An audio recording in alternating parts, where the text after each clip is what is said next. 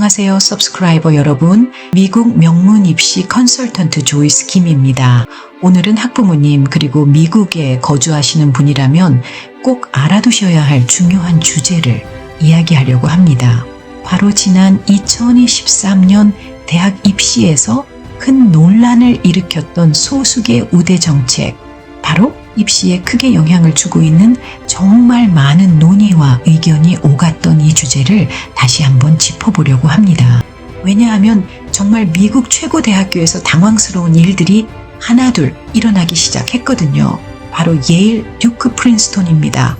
소수계 우대 정책, 오늘은 그 이야기를 다시 짚어보며 현재 상황과 앞으로의 변화를 함께 알아보겠습니다. 2023년 대법원의 소수계 우대 정책, 폐지 판결은 대학 입시에서 가장 큰 화두였습니다. 그로부터 1년이 지난 지금 첫 번째 입시 결과가 나왔습니다. 기대와 우려 속에서 발표된 2024년 입시 결과는 과연 어떤 변화를 보여주었을까? 이번 결과는 단순한 통계를 넘어 대학 입시의 미래를 가늠할 중요한 지표가 될 것이므로 매우 중요합니다. 바로 당신 자녀의 입시에도 임팩트를 줄 수도 있으니까요. 먼저 제가 몇십 개의 명문 대학 데이터를 자세하게 분석해 보았는데요. 먼저 오늘은 우리 한국인이 좋아하고 사랑하는 대학 하버드, 예일, 듀크, 프린스톤을 집중적으로 살펴볼게요.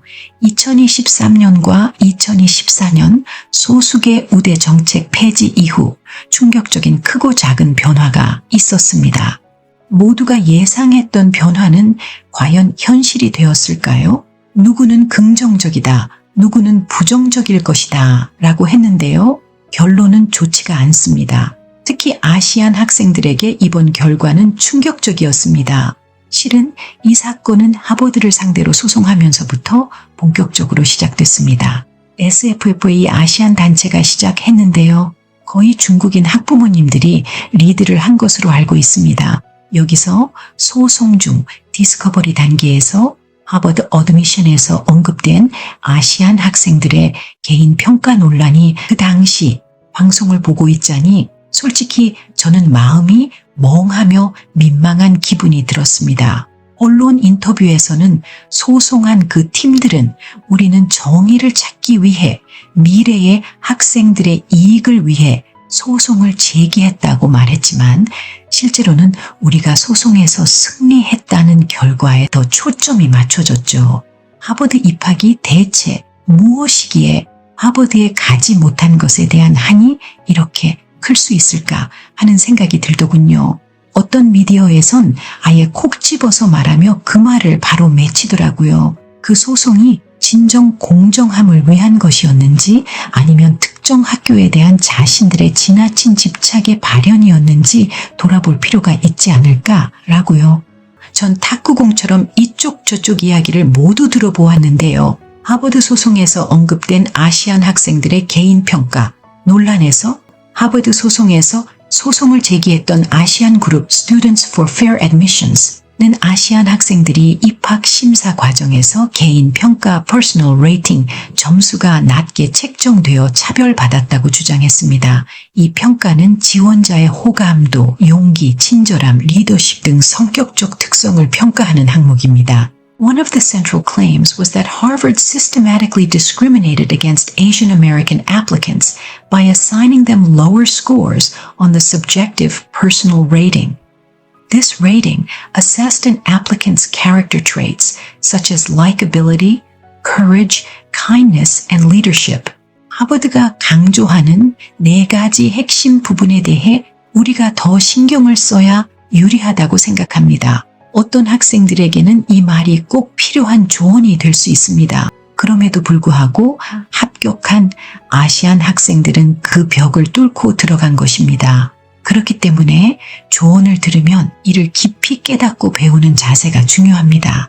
살짝 좀 더 깊이 들여다볼게요. 하버드 어드미션에선 아시안 학생들은 학업 성취도와 과외 활동 평가에서 모든 인종 그룹 중 가장 높은 점수를 기록했잖아요.